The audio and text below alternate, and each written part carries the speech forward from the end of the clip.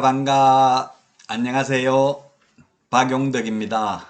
공인중개사법 기출 하루 3문제 보객기 시간이 돌아왔습니다. 여러분, 먼저 강의하기 전에 구독, 좋아요, 알람 설정 꼭 부탁드리겠습니다. 자, 그러면 문제 풀어보도록 하겠습니다. 부동산 거래 신고 등에 관한 법률상 부동산 거래 신고 절차 등에 관한 설명 중 옳은 것입니다. 부동산 거래 신고 등에 관한 법률이 4문제 출제가 됐고요. 31회 때는 30회 때는 7문제가 출제됐습니다. 그래서 평균 4문제 이상은 출제되는 파트가 되겠습니다. 신고 절차입니다. 부동산 거래 신고 절차. 1번 신고서에는 원칙적으로 거래 당사자가 공동으로 서명 또는 날인을 해야 된다. 그렇습니다. 서명 또는 날인입니다. 거래계약서와 확인설명서는 서명 및 날인이고요. 그 외의 모든 서류는 서명 또는 날인이죠. 그 다음에 거래 당사자가 공동으로 해야 됩니다. 원칙적으로 한 명이 서명 또는 날인을 거부하면 상대방이 단독으로 부동산 거래 신고할 수 있고, 단독으로 부동산 거래 신고하는 경우에는 사유서와 계약서 사본을 제출해야 됩니다. 1번이 옳은 지문이 되겠고요. 정답입니다. 그 다음에 2번 신고를 하고자 하는 신고인은 신분을 확인할 수 있는 신분증명서, 주민등록증, 운전면허증 여권, 외국인 등록증을 시도지사에게 내보여야 한다 했는데 시도지사가 아니라 신고관청입니다. 신고관청은 시장군수구청장입니다. 틀렸고요. 2번은 3번 지문 신고서는 거래 당사자가 공동으로 제출하여야 한다 되어 있는데 서명 또는 날인은 공동으로 해야 되지만 제출은 1인이 제출하여야 한다라고 서식에 되어 있습니다. 옛날에는 시행규칙에 있다가 그러면 반드시 1인이 제출해야 되고, 제가 국토부에 나는 2명이 같이 왔는데 1명 적발되면 처벌받습니까? 1명은 숨어 있어야 됩니까? 이렇게 물으니까 1명이 제출해도 된다는 취지이지 같이 왔다고 해서 처벌받는 것은 아니다, 이렇게 해석은 하고 있더라고요. 어쨌든 제출은 꼭 공동으로 할 필요가 없습니다. 서명 또는 날인, 신고서의 서명 또는 날인은 공동으로 해야 됩니다. 그 다음에 4번 전자문서에 의한 신고의 경우 거래 당사자 중 1인의 위임을 받은 자가 대리하여 신고할 수 있다 했는데, 전자문서 인터넷으로 하는 것은 대리인이 안 되고요. 본인만 할 수 있습니다. 인터넷상은 대리권을 수여했는지 수권행위가 있는지 여부를 확인하기가 어렵기 때문에 전자문서로 하는 경우에는 반드시 본인이 해야 됩니다. 4번 지문 따라서 틀렸고요. 5번 개업 공인중개사가 신고 의무자인 경우 소속 공인중개사가 이를 대리하여 신고할 수는 있는데 대리인은 전자문서는 안 됩니다. 반드시 방문 신고만 가능합니다. 왜? 대리권 수여 여부를 확인하기가 어렵기 때문에 그렇습니다. 중개보조원은 신고서 제출도 대행할 수 없죠. 소속 공인중개사는 대행할 수 있는데 단 방문 신고만 가능하고 전자문서는 불가능합니다. 따라서 정답 1번이라고 했죠. 신고서에 서명 또는 날인은 거래 당사자가 모두 다 해야 되고요. 서명 또는 날인을 제출은 1명이 하면 되겠습니다. 그 다음에 신고는 시장군수구청장 신고관청에 신고합니다. 시도지사가 아니고요. 그 다음에 제출은 거래 당사자 중 1명이 제출하면 됩니다. 반드시 같이 가야 되는 것은 아닙니다. 그 다음에 4번은 대리인이 신고할 수 있지만 전자문서는 불가능합니다. 대리인이 할 때에는 개업공개사를 대리하는 경우든 거래 당사자를 대리하는 경우든 대리인은 방문 신고만 가능합니다. 다음 문제 살펴보겠습니다. 39번입니다. 임목인데 임목은 시험에 잘 나오지는 않죠.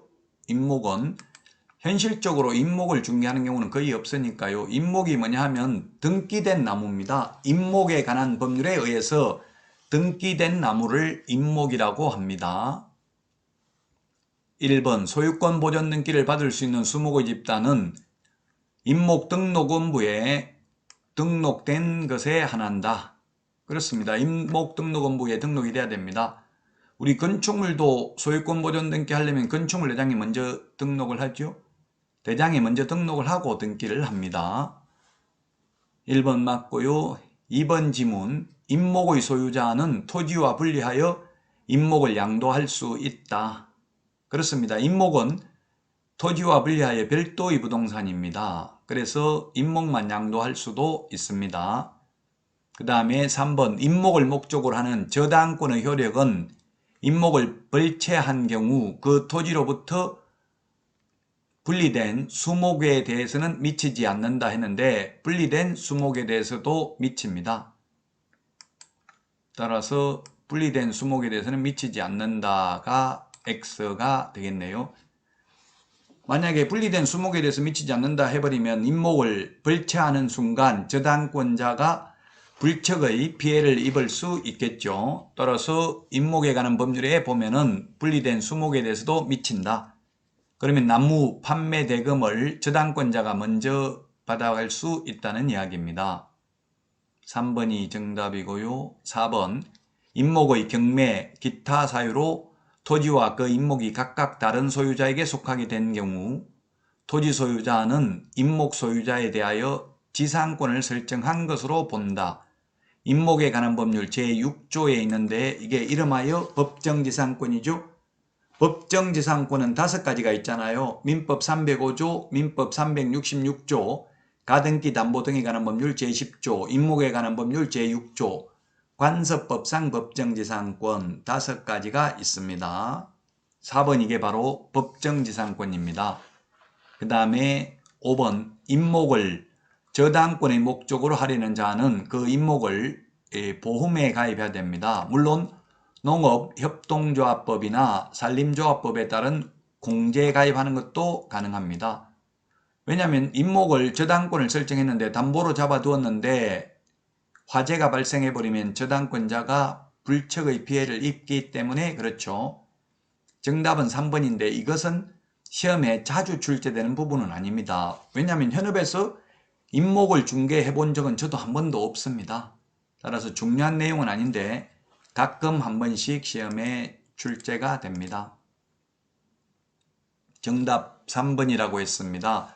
임목을 목적으로 하는 저당권의 효력은 임목을 벌채한 경우 그 토지로부터 분리된 수목에 대해서도 미친다. 다음 문제 보겠습니다. 40번 문제입니다. 매수 신청 대리인 등록에 관한 규칙, 예규, 이건 시험에 한 문제 해마다 출제됩니다. 딱 한 번 출제 안 된 적은 있기는 합니다. 30회 시험에 딱 한 번 출제 안 되고요. 나머지 2006년 1월 30일 노무현 정부 때 이 매수 신청 대리 제도가 도입되고 나서 해마다 출제됐습니다. 한 문제. 틀린 것인데요. 1번 중개사무소 개설 등록은 등록관청에 하는데 매수 신청 대리인 등록은 지방법원장에게 합니다. 이걸 구분해야 되겠죠. 공인중개사법에서는 등록관청 시군구, 매수 신청 대리인 등록은 지방법원장 맞고요. 그 다음에 2번 매수 신청 대리인 등록을 하고자 하는 개업공인중개사는 등록 신청일 전 1년 이내에 중개사무소가 있는 곳을 관할하는 지방법원장이 지정하는 교육기관에서 경매에 관한 실무교육을 이수해야 된다. 이게 사전교육인데요. 중개실무교육, 경매실무교육, 직무교육 모두 사전교육입니다. 미리 받아야 되고요. 유효기간은 1년입니다. 교육받고 1년 안에 개업하거나 취직 안 하면 다시 받아야 되고요. 그 다음에 개업을 하거나 취직했다가 그만두고 1년 안에 다시 취직하거나 개업하려면 안 받아도 됩니다. 1년 넘으면 다시 받아야 됩니다. 중개실무교육은 시도지사가 하는데 매수신청 대리인 등록을 위한 실무교육은 지방법원장이 하는 게 아니라 법원 행정처장이 지정하는 교육기관에서 교육을 받아야 되고요. 법원 행정처장에게 매수 신청 대리 실무교육 지정 승인을 요청할 수 있는 곳은 대학, 전문대, 협회만 가능합니다. 즉 공기업, 준정부기관은 매수 신청 대리 실무교육 지정 승인을 요청할 수 없습니다. 2번이 정답이고요. 3번 개업공인중개사는 매수 신청 대리를 함에 있어서 매각장소 또는 집행법원에 직접 출석해야 됩니다. 개업공인중개사가 직접 출석을 해야 됩니다. 개업공인중개사가 법인인 경우 대표자가 출석해야 됩니다. 따라서 법원에 출석할 수 없는 임원이나 소속공인중개사 분사무소 책임자는 매수신청 대리 실무교육 대상이 아닙니다. 매수신청 대리 실무교육은 법인인 경우 오직 대표자만 받습니다. 왜냐하면 대표자가 출석을 해야 되니까. 4번 매수신청 대리인으로 등록을 한 개업공인중개사는 동일한 부동산에 대하여 이해관계가 다른 2명 이상의 대리인이 되는 행위를 하여서는 아니 된다. 당연하죠. 왜 경매라는 것은 1등 1명 뽑는데 2명을 대리해가지고 2명에게 제가 낙찰받아 드리겠습니다 하면 이건 사기잖아요. 2명이 동시에 낙찰받을 수는 없으니까요. 경매는 1등 1명 뽑는 거잖아요. 그래서 최고가 매수신고인이 2명 이상이면 2명이 추가 입찰을 하고요. 추가 입찰을 했는데 또 동점자 또 똑같이 금액을 써내면 그때는 추첨을 합니다. 차순위 매수신고인이 2명 이상이면 처음부터 추첨을 합니다. 2명 이상의 대리인이 되는 행위를 하여서는 아니 됩니다.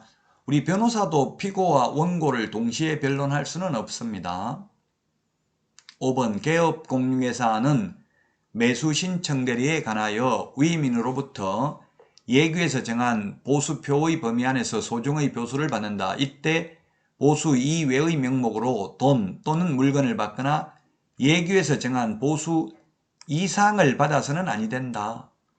논리적으로 보면 이게 이상이 틀렸죠. 초과라고 해야 됩니다. 근데 악법도 법이라고 이게 규칙에 이렇게 되어 있습니다. 매수신청 대리 규칙에 이렇게 적혀져 있기 때문에 이상, 법정 보수 이상 받아서는 아니 된다 하더라도 X라고 하면 안 됩니다. 논리적으로 보면 X지만 초과라고 해야 정상이죠. 이상 이하는 그 숫자 포함이고 초과 미만은 그 숫자 제외잖아요. 그렇지만 매수신청 대리 규칙에서 이렇게 이상이라고 되어 있으니까 틀렸다고 하시면 안 됩니다. 2번이 정답이 되겠습니다. 매수신청 대리 실무교육은 지방법원장이 아니라 법원 행정처장이 지정하는 교육기관에서 매수신청 대리 실무교육을 받아야 됩니다. 유효기간은 1년이라고 했죠. 교육받고 1년 안에 매수신청 대리인 등록을 안 하면 다시 받아야 되고요. 그만두고 1년 안에 다시 매수신청 대리인 등록을 하려면 교육 안 받아도 됩니다. 중개실무교육, 경매실무교육, 직무교육 모두 유효기간은 1년이 되겠습니다. 여러분 구독, 좋아요, 알람 설정 꼭 부탁드리겠습니다. 여러분 행복한 하루 되세요. 그러면 다음 시간에 뵙겠습니다. 안녕히 계십시오. 안녕.